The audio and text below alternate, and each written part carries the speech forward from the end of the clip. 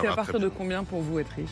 À partir de quel montant on est considéré comme riche en France? À partir de quel salaire, effectivement, bascule-t-on dans la catégorie des salariés les plus fortunés? Avec 4 000 € net par mois, vous êtes dans le top 10% des plus hauts revenus en France. Mais avec cette même somme, vous êtes en même temps l'un des citoyens les plus riches du Soudan et l'une des personnes les plus défavorisées de New York. Vous voyez le problème ? Un chiffre tout seul ne veut rien dire s'il n'est pas replacé dans un contexte. Parce qu'entre le coût de la vie, les standards locaux et même votre situation personnelle, la richesse peut changer du tout au tout sans que votre salaire ne bouge. Difficile dans ces conditions de savoir à quel point on est riche ou non. Et c'est en partant de ce constat chez Louvainvest qu'on a décidé de faire quelque chose de très concret. Vous montrer où vous vous situez vraiment en termes de richesse dans le monde entier. En prenant en compte le salaire, mais pas que, car la vraie richesse est souvent invisible. Et vous pourriez avoir beaucoup de surprises tout au long de notre enquête.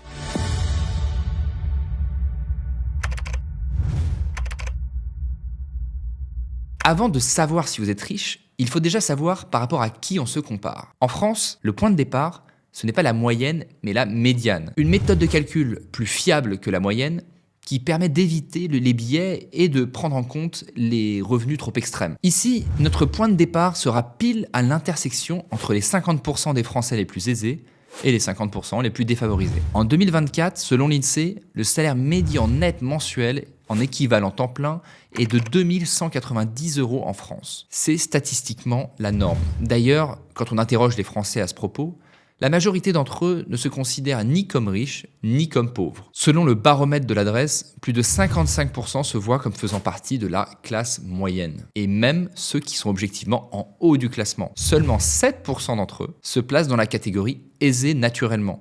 Et quasiment 40% des Français se considèrent modestes. Mais alors, à partir de quel moment peut-on être considéré comme riche ou comme pauvre en France, si l'on s'en tient uniquement aux revenus? Pour entrer dans le top 10% des revenus en France, il faut entre 3 800 et 4 200 € de revenus nets par mois pour une seule personne. Donc si vous êtes à 4 000 € nets mensuels, vous êtes déjà dans les 10% les mieux payés du pays. Et pour rentrer dans le top 1%. Et dans ce cas, il faut dépasser le stade des 7 500 € nets de revenus par mois. À l'inverse, on rentre sous le seuil de pauvreté quand on ne dépasse pas les 1 288 € nets par mois selon l'INSEE, ce qui est aujourd'hui le cas de quasiment 10 millions de Français, soit 15% de la population. Attention toutefois, parce que ces chiffres sont des seuils individuels, et surtout, ils ne disent pas tout. Parce que gagner 4 000 € à Paris, avec 2 enfants, un crédit immobilier et des frais fixes élevés, ce n'est pas exactement la même chose que gagner 4 000 € en province, sans enfants et sans dette. Sans oublier la question de la richesse invisible du patrimoine, dont on vous parlera dans quelques instants. Mais pour vous donner une image concrète,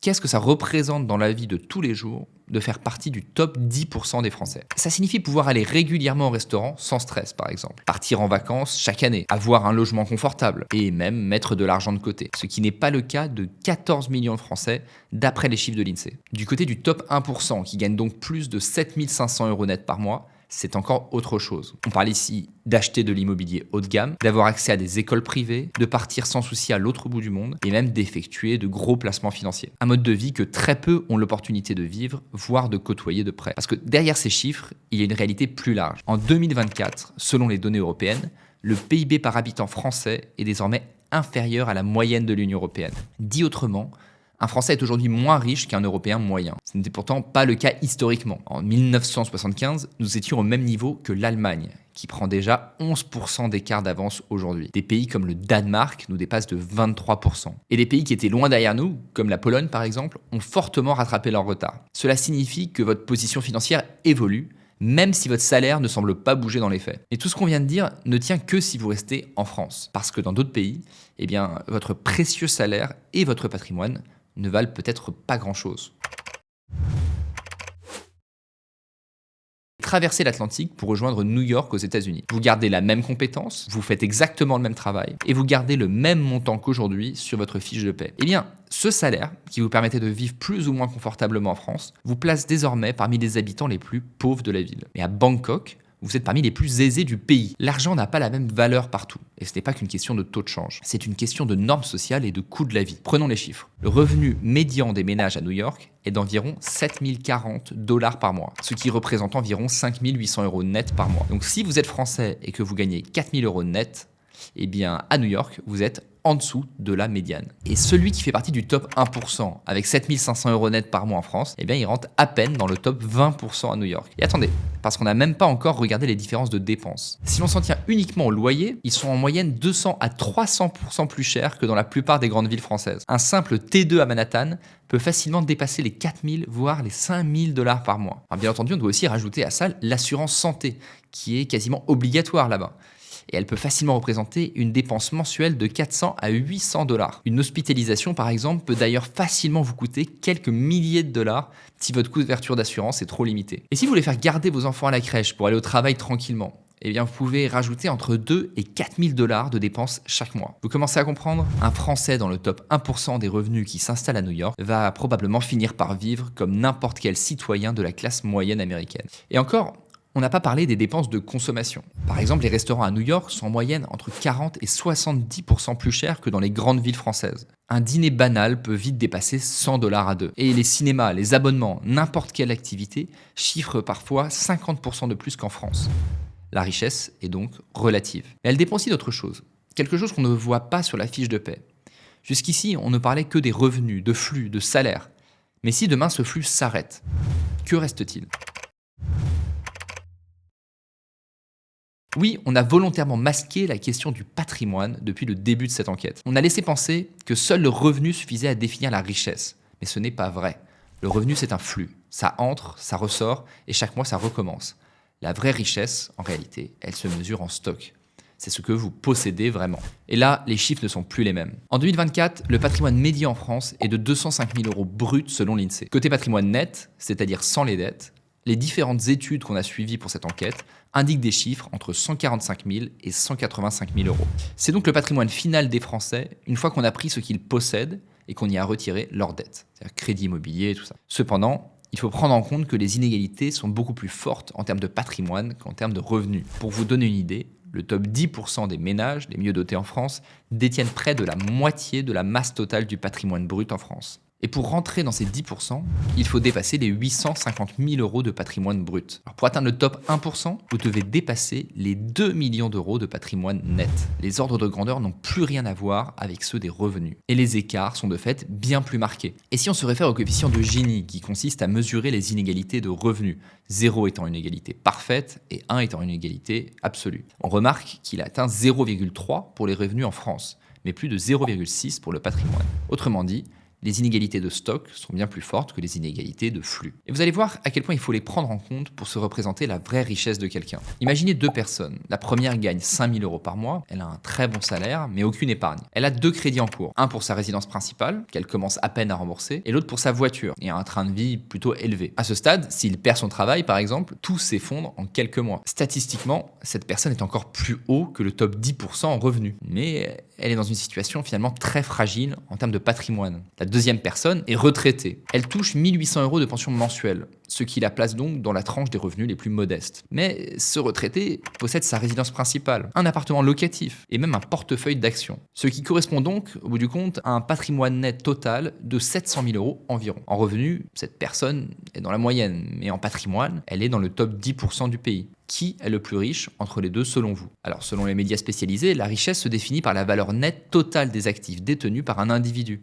ou un ménage après la soustraction des dettes. Mais on peut aller encore plus loin. Car si le flux permet de construire du stock via l'investissement dans une certaine mesure, le stock permet aussi de produire des flux via les dividendes d'actions et les loyers par exemple.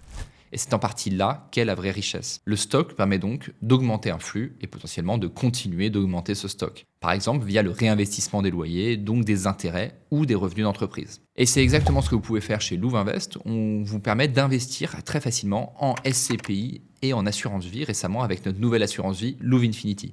Avec les SCPI, vous pouvez vous générer des revenus complémentaires et épargner pour le long terme avec l'assurance vie. Ce qu'il faut comprendre, c'est qu'un haut revenu sans patrimoine est dans une position instable. À l'inverse, un salarié proche du SMIC, mais propriétaire d'un appartement avec un peu d'épargne et quelques placements, peut être dans une bien meilleure situation. De votre côté, si votre revenu s'arrêtait demain, combien de temps pourriez-vous maintenir votre niveau de vie grâce à ce que vous avez de côté? 1 mois, 3 mois, 10 ans? C'est là que se situe votre vraie richesse.